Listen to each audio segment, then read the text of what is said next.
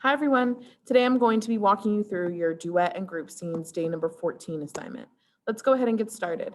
I'm going to share my screen with you as I always do so that you can follow along with the assignment as I am going through the lesson. You're going to see today that we're working on TEAC 2E and 2F this week, which is to express emotions and ideas using interpretive movements and dialogue, and to create environments, characters, and actions. So we started this process last week, but we're going to continue on this week with focusing on getting ready for your duet performance, either video or if you're face-to-face, your performance that you'll be doing live in front of the rest of the class. And so you're going to get started with your lesson by filling in your name, theater arts class period, and then your Southwest ISD school email address. As you continue on to the warm-up page, you will see we have our 5-minute timer, our typical stretches and facial stretches, as well as tongue twisters. And so remember that even if you're at home doing this virtually, you can do some great stretches in your seat, such as arm circles, arm stretches,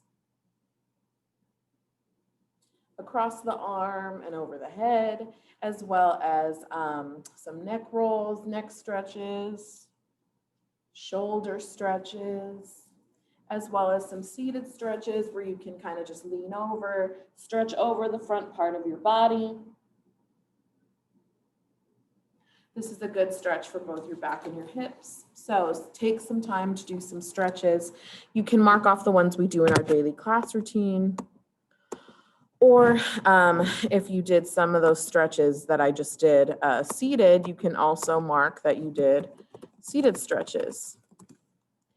As you go on, remember to do some deep breathing. I recommend doing at least 3 to 5 deep breaths, as well as a jaw massage and your big face and little face. As you go down to the tongue twister section, you can choose, remember you can choose any that are on the 2 slides provided, or you can add in any others that you might know or remember that we've learned in class or that you know from your own experience. These are the ones that we typically do in class: Unique New York, Russian Wristwatch, and Rubber Baby. Rubber Baby, Buggy Bumpers, Rubber Baby, Buggy Bumpers, Rubber Baby, Buggy Bumpers. Unique New York, Unique New York, you know you need Unique New York. And Russian Wristwatch, Russian Wristwatch, Russian Wristwatch, Russian Wristwatch. Very good. And so you'll go ahead and hit next. As you'll see as you get onto your daily activity page, we are going to be looking at another duet performance. We're going to do kind of the same format that we've been doing since last week, where we look and analyze a duet performance, and then you have time to go and work on your own duet scene that you've been working on in class.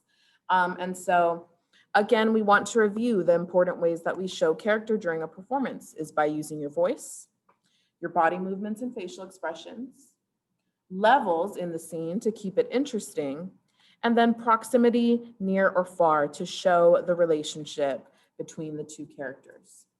And so what we're going to be looking at today is a show, a very famous theater show called Rosencrantz and Guildenstern Are Dead. And we have a very, very famous TV, film, and stage actor, Benedict Cumberbatch, who is going to be playing one of the roles today. This is going to be a duet between the characters Rosencrantz and Guildenstern. And so we're going to be looking for 2 things here. What are some of the things that the actors did with their voice? And then what are some of the things they did with their bodies to show their character? Remember, we're looking for these 4 things specifically. How do they use their voice? How do they use their body movements and facial expressions? And then do we see any type of levels or proximity, close or far away, being used in the scene? And then your final reflection question for that video will be, do you think their performance was successful in showing their characters, story, and relationships? Why or why not? Once you move on to activity number 2, you'll see that it's just time to practice, extra time to practice your duet scene.